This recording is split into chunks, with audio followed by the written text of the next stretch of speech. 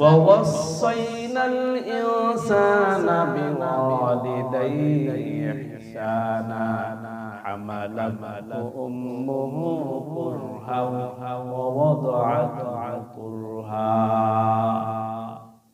আল্লাহ পাক রব্বুল আলামিনের পক্ষ থেকে ওসিয়ত হয়েছে, মানে আদেশ হয়েছে, বিওয়ালিদাইহি ইহসানা, তোমরা তোমার পিতা মাতার সাথে সদয় আচরণ করো, ইহসান করো। হামালাতহু উম্মুহু কুরহা ওয়া ওয়াদাআতহু কুরহা, তোমাকে গর্ভে রেখে তোমার মা তোমার জন্য কষ্ট করেছে। তুমি যখন তোমার মায়ের গর্ভের ভিতরে ছিলে, মাটা ইচ্ছা করলেও চোখে ঘুম থাকলেও ঘুমাতে পারে নাই। তোমার মায়ের পেটের ভিতরে লাথি দিয়েছো, মা ঘুমাতে পারে নাই, কষ্ট পেয়েছে, টয়লেটে গিয়েছে, তোমার মায়ের পেটটা এমন উঁচু হয়ে গেছে ভালোভাবে হাঁটতে পারে নাই, এমন করে ভালো কোনো খাবার খাইতে পারে নাই, ভালো কোনো খাবার সাথে সাথে তার মুখ দিয়ে বমি হয়ে বের হয়ে গেছে, ভালো খাবার খাইতে পারে নাই। শুধু তাই না, এই মা যখন তোমাকে জন্ম দিল, জন্মের সময় তোমার মায়ের এত কষ্ট হলো, এত কষ্ট হলো, রক্তের মধ্যে তুমি জন্মগ্রহণ করলে। তুমি যখন জন্মগ্রহণ করলে, জন্মগ্রহণ করার পরে তোমার যে কান্না তোমার পিতা এবং মা শুনতে পেল, সমস্ত দুঃখ ভুলে বলো, আমার বাচ্চাটা কই, আমার সন্তানটা কই, আমার বুকে দিয়ে দাও। ওই সন্তানকে যখন বুকে পেয়েছে, মা সমস্ত দুঃখ ভুলে গিয়ে শুকরিয়া আদায় করেছে, হেসে ফেলেছে। বলুন না সুবহানাল্লাহ। এই পিতা মাতার সাথে যারা অন্যায় অবিচার করবে, আল্লাহ পাক রব্বুল আলামিন তাদেরকে ক্ষমা করবেন। একজন সাহাবীর নাম হলো আলকামা রাদিয়াল্লাহু তাআলা আনহু। অনেক বেশি দান করতেন, অনেক বেশি নামাজ পড়তেন। মৃত্যুর সময় হয়ে গেল, কালেমা আসে না।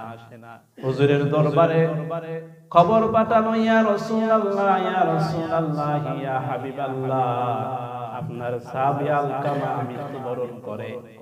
তার কাছে কালেমার তালকিন দেই, কিন্তু কালেমা বলে না, উল্টো পাল্টা কথা বলে, শিরকপূর্ণ কথা বলে।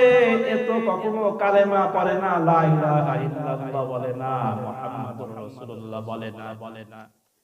হুজুর সাল্লাল্লাহু আলাইহি ওয়াসাল্লাম বললেন, ঠিক আছে, খবর নাও তার মা বেঁচে আছে নাকি।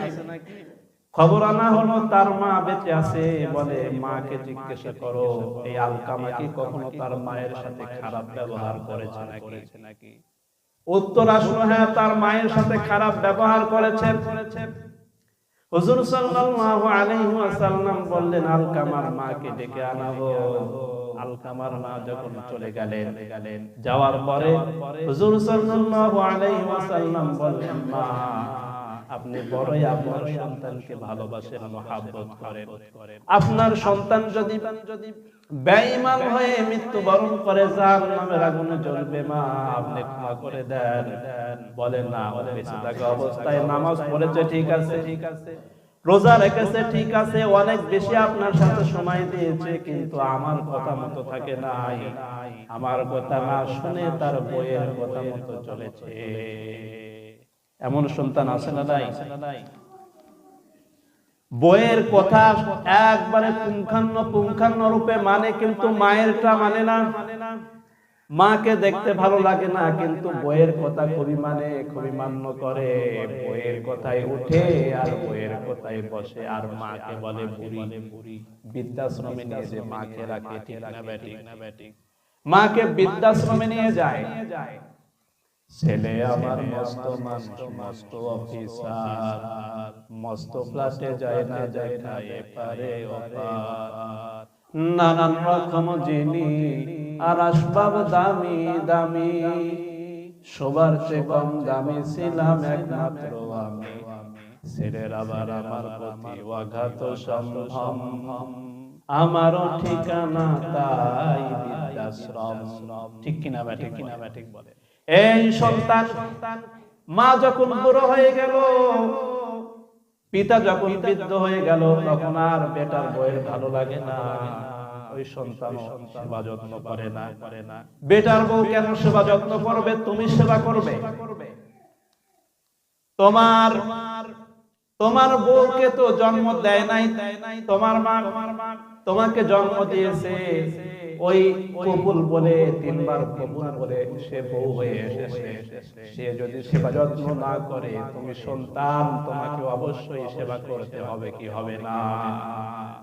সেবা করতে হবে না? আল্লাহ পাক রব্বুল আলামিন এজন্যই তো আদেশ দিয়েছেন, যখন তারা বুদ্ধিবৃদ্ধ হয়ে যাবে, বুড়ো হয়ে যাবে, তখন তোমরা তাদের সাথে এমন আচার ব্যবহার করো না যে ব্যবহারের কারণে তোমার পিতামাতা কষ্ট পায়। আলকামা রাদিয়াল্লাহু তাআলা আনহুকে মাফ করছেন না। হুজুর বললেন, খড়িগুলো নিয়ে আসো। ও আমার সাহাবী, দূর দূরান্ত থেকে অনেকগুলো জ্বালানি নিয়ে এসো, কাঠ নিয়ে এসো। কাঠ নিয়ে এসে আগুন জ্বালিয়ে দাও, আমি আলকামাকে আগুনে পুড়িয়ে দেব। এই কথা বলার সাথে সাথে মা বলতেছে, ইয়া রাসূলুল্লাহ, ইয়া হাবিবাল্লাহ, আমার এই সন্তানকে আমি ছোট্টবেলা থেকে অনেক কষ্ট করে মানুষ করেছি।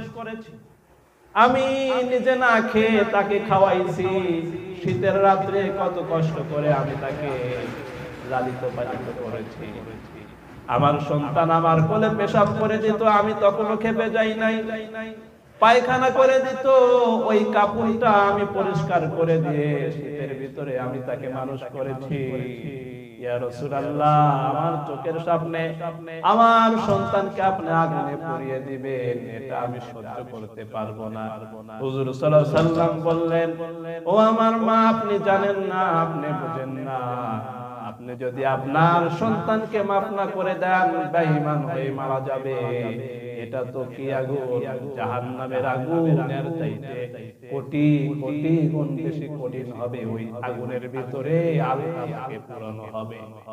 মা কেঁদে ফেললেন আর তাকে বললেন, বেচারে, আমি তোর জীবনের যতগুলো তুই আমার সাথে অপরাধ করেছিস, আমি আজকে তোকে সমস্ত অপরাধ ক্ষমা করে দিলাম। আলকামা রাদিয়াল্লাহু তাআলা আনহু পড়লেন, লা ইলাহা ইল্লাল্লাহ মুহাম্মাদুর রাসূলুল্লাহ সাল্লাল্লাহু আলাইহি ওয়াসাল্লাম।